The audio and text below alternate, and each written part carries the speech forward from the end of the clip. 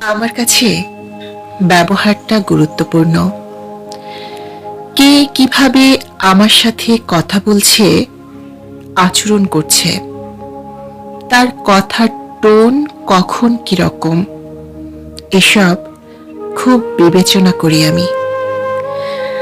ব্যবহার যদি ভালো না হয়, আপনি যত বড় কিছুই হন না কেন, আমার চোখে আপনি একজন নিম্নমানের মানুষ। আপনার সাথে আমার সম্পর্ক কখনোই সুন্দর হবে না। আমি সেসব মানুষের সাথে কথা বলতে স্বাচ্ছন্দ্য বোধ করি, যারা ভদ্রতা বজায় রেখে কথা বলতে জানে। উচ্ছৃঙ্খল মানুষের থেকে আমি সব সময় দূরত্ব বজায় রাখি।